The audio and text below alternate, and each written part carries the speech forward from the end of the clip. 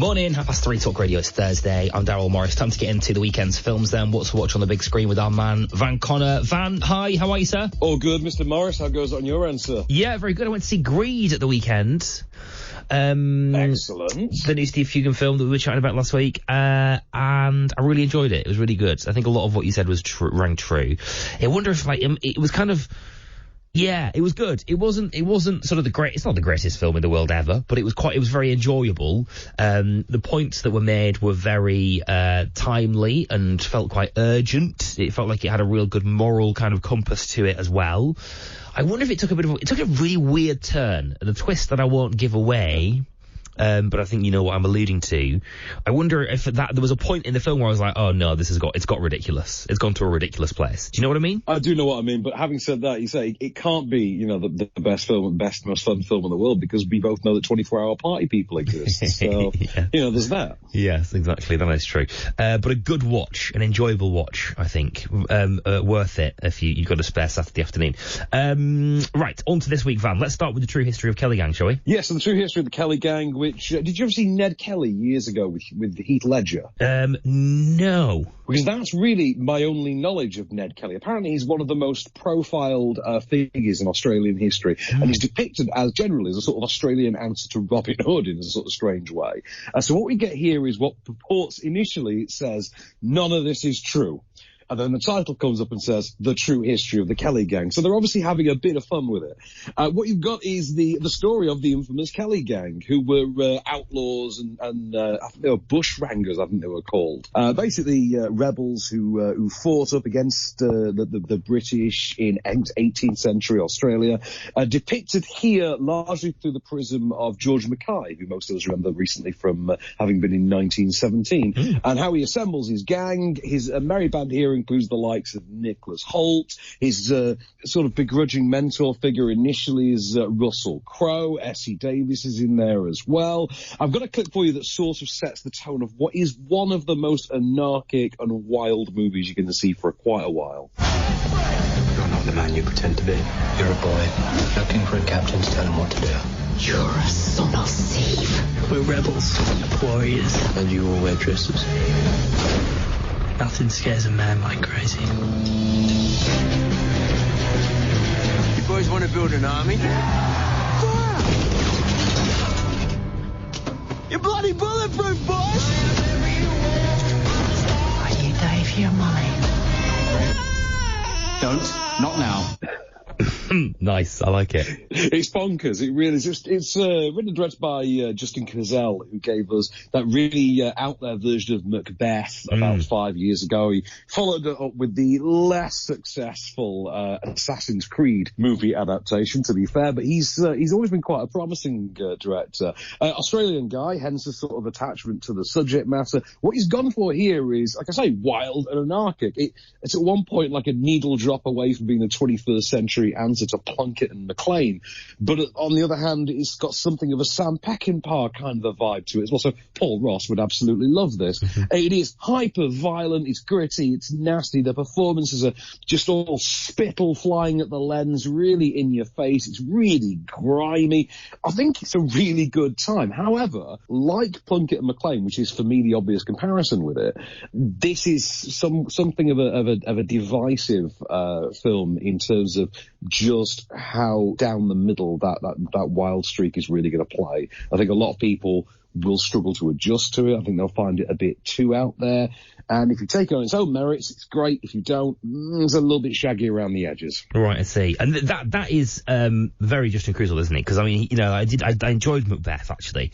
I thought that his take on that was quite. I thought it was quite fresh. I thought it was quite new. I generally enjoyed it. Not the greatest. Again, not the greatest I've ever seen, but generally all right. Assassin's Creed, as you say, was a bit of a miss, I think. But I get the sense that this is quite a passion project for him, something that he's worked on. He's worked on this for a few years. I read an article, I think, the other day that he'd been working on it since the early, well, certainly since 2015, 16. and I know it takes a while to get films off the ground these days, but you can sense that he is really into the subject matter, which counts for something, doesn't it? It's funny you say that. It could take a while, because I read a tweet that someone pointed out earlier. It was something I'd never thought of. That I think it was March 2017. Steven Spielberg reads the script for The Post for the first time. He's filming it in July. He finishes it in August. Releases it in November. And it was just the wackiest thing I'd ever heard. I thought, wow, that is actually true as well. That movie's not bad. Yeah, fair enough. Maybe I'm not. Maybe I'm wrong then. But yeah, a passion project for this guy, and that does count for something, doesn't it? That kind of brings it off the page. Unless you're Terry Gilliam, it does count for something, definitely. Okay, that's out this weekend. True history of the Kelly Gang. Elsewhere, Dark Waters, Van. So, Dark Waters, a new film from Todd Haynes. This was intended to be an awards baby, because when we got our stack of award screens for the year, this was among them. It stars Mark Ruffalo, it stars Tim Robbins, it stars Bill Pullman, who I'd forgotten about in movies, to be really honest. Anne Hathaway's in there as well. It's got a hell of a cast going for it. And it's a true story as well. It's a story that sounds not a million miles removed away from the plot of Erin Brockovich, strangely enough, except this is a down and dirty, gritty, procedural drama. It stars Mark Ruffalo in the true story of an attorney who took the DuPont Chemical Corporation over the coals in a civil suit, following the discovery that they were poisoning the environment. They were poisoning the water source and the citizens of West Virginia, and indeed the entire United States, with prolonged exposure to PFOA chemicals, or C8 chemicals, largely through the brand Teflon, through the actual process of making Teflon. It is about the process of holding this chemical company to account. I've got a clip for you of Mark Ruffalo standing his ground in what I'm sure would have been his Oscar clip. They should say what they done. You're right, they should. And it kills me that they won't. But that would mean going to trial and proving that C8 killed your cows. And every scientist who knows anything about any of this already works for these chemical companies. That's not an accident, Earl. Earl, these companies, they have all the money all the time, and they'll use it. Trust me. I know. I was one of them. You're still one of them. Right. So, yeah. I love this subject matter. I think it's really, really fascinating. It's got so much depth to it. It's gripping and it's haunting in itself. There's a mile of road ahead for this subject matter. There's also a really, really great factual program. I think it actually might have been Fahrenheit 11/9 actually, where in Michael Moore's documentary there, where he did a bit of a dive into this subject matter. Yes, into Flint, Michigan. Michigan, yes. yeah. It's been kicking about for a while. It's certainly an issue in America. Is it a good movie, Van?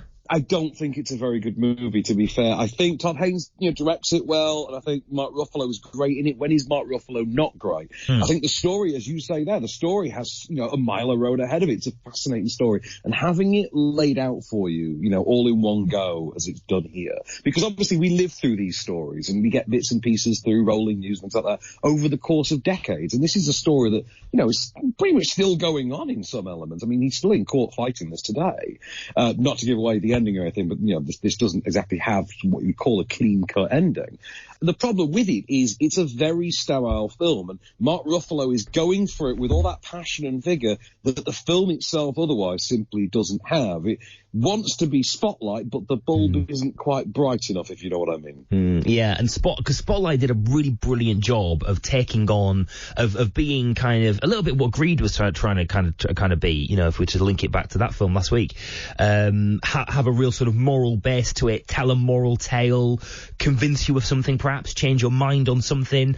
Spotlight did that really brilliantly, but also whilst being a very gripping movie, it was a really brilliantly well told tale. And sometimes I just wonder if maybe sometimes it kind of perhaps leans into being a bit worthy. Sometimes there's a risk that a film can do that.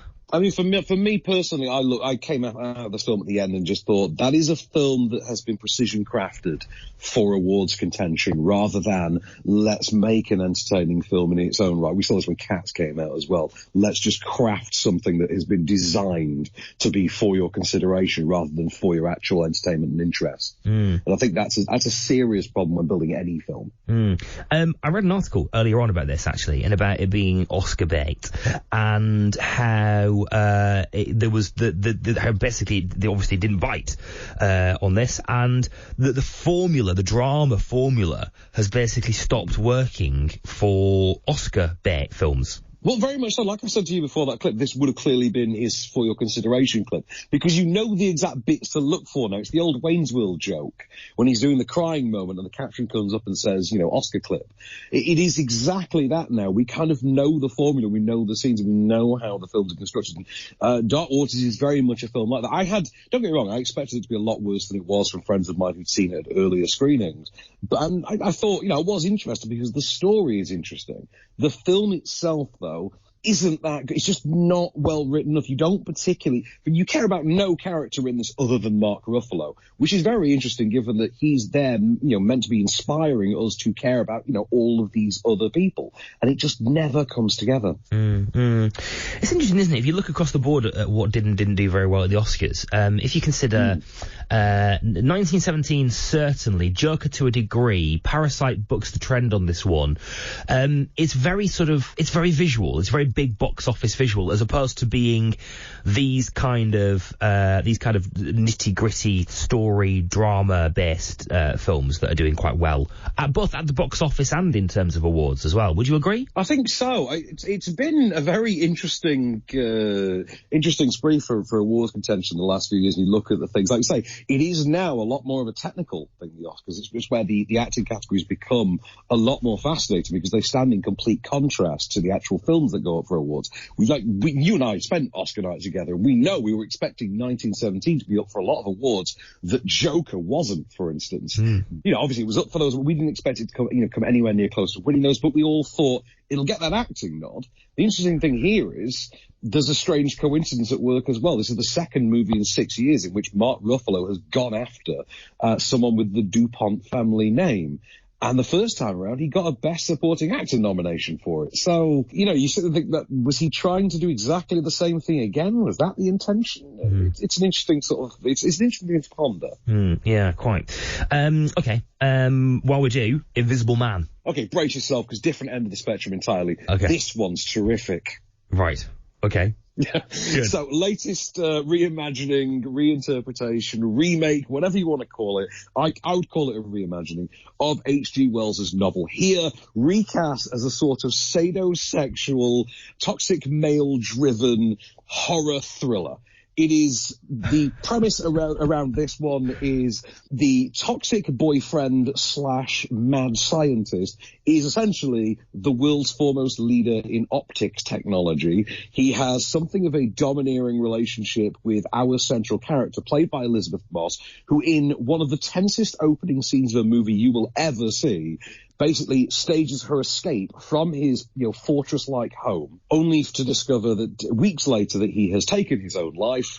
She gets to move on with hers. However, strange things are afoot, and she doesn't quite believe he's really as dead as everyone else does. I've got a clip for you in which she lays out this theory. He has figured out a way to be invisible. You know exactly what I'm talking about. He's not dead. I just can't see him. Okay. Now, I agree with you. Adrian was brilliant. But it wasn't because of anything he invented. It was how he got in people's heads. You think about it. He came up with the perfect way to torture you, even in death. The only thing more brilliant than inventing something that makes you invisible is not inventing it, but making you think he did. He's not dead, Tom. Oh, brilliant. Reach into my brain and mess it all up. I like it.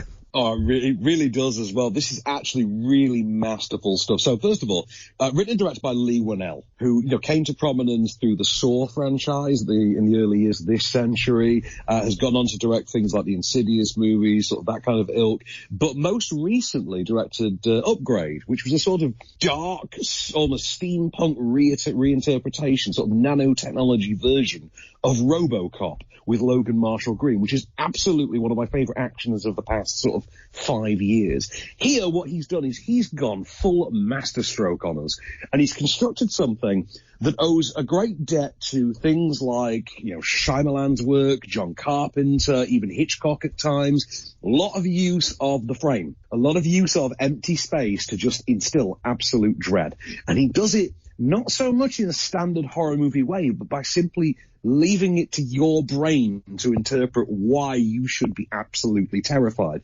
And he's helped in no small measure by just how darn good Elizabeth Moss is in the lead. Now, I've not ever actually sat and watched the Handmaid's Tale. I'm told it's the greatest thing on television ever by most of the people in my life. But I know her from The West Wing and Mad Men, things like that. I've always thought she was a good actress. Now I think she's a genuinely great actress. She's superb here. Also, very happy to see Aldous Hodge finally get a good film role, because I've liked that guy on TV for a long time, and it's good to see him in movies finally. Just really suspensefully done. Great score from Benjamin Wallfish that really helps build the tension.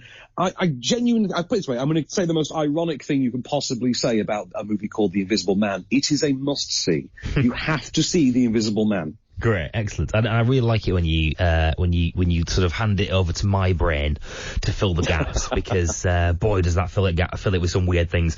I thought Johnny Depp was going to be attached to this film. I made that up? No, he was, and then he wasn't. So the whole thing was we were going to have the Dark Universe franchise. A couple of years ago, it was going to be Universal's attempt to capitalize on Marvel's Cinematic Universe idea. What they were going to do was they were going to launch The Mummy, and we were going to have The Bride of Frankenstein by Bill Condon. Then we were going to have The Invisible Man after that. We were going to have The Wolfman as well, because I think was it Javier Bardem was going to be the Wolfman, I think. Right, yeah. And this was a whole thing, and then these characters were all going to come together in some sort of Avengers-like crossover. Thankfully, that never happened, because The Mummy was terrible. Right. And it was really awful. When you had Russell Crowe as Dr. Jekyll, it jumped the shark good and proper. Mind you, it jumped the shark at Tom Cruise. But so what they've done is they went back to the drawing board on that. No Johnny Depp Invisible Man. Also, I still don't think the world is ready for another franchise built around Johnny Depp just yet, despite what recent news has told us. But, it works better here. I will say, actually, as far as this goes, the guy playing the Invisible Man, in this case, playing Griffin, is not really a known commodity. I think it's Oliver Jackson-Cohen. I don't know him from anything. I don't know him from Adam. And I did think, coming out of this movie cost $7 million to make, and it's going to be a huge success for them, because it's expected to triple its budget, at minimum, just in the US on opening weekend. It absolutely deserves it. The buzz around it is terrific. The film, I think, is genuinely terrific. My second favourite film of the year so far, after Parasite. I do think, though, if you were spending $7 million, wouldn't you just chuck in an extra, $2 million, get Chris Pine out for a weekend, have him shoot the two scenes? Have him do the two scenes, because it's 3 lines of Invisible Man dialogue, but 2 scenes where he's in the flesh. You could have gotten Keanu for that, just $2 million for a weekend. Yeah. Just to give you some context over who Oliver Jackson-Cohen is, I think he was in Hollyoaks, wasn't he? At one point. Yeah, I think he started off his career in Hollyoaks, yeah. I stopped watching after Roxanne McKee, I'm not going to lie. I don't blame you. Also, yeah, shout for Elizabeth Moss, who does seem to be growing into this absolutely incredible actress, which and I say that, but she's she's 39 now, she's only 40, but I think it may be, I was grappling with this the other day, a bit of a hangover from watching her in The West Wing, but I've always just got her down as being the president's daughter. She's she's a teenager, so far as I'm concerned. She's like college age to us, really, isn't she? Yeah. That was 20 years ago as well. Crikey, blimey, where time goes. Good stuff. That is out. That's the Invisible Man's this weekend, is it? Is it right? Yep, all 3 of our reviewed movies are out on Friday the 28th. Good stuff. Looking forward to them. Lots to get our teeth into. For now, Van, my man, thank you very much. Pleasure as always, sir. Van Conner with What to Watch on the big screen this weekend. We're going to talk about Mars next. Hang on there. Across the UK, online,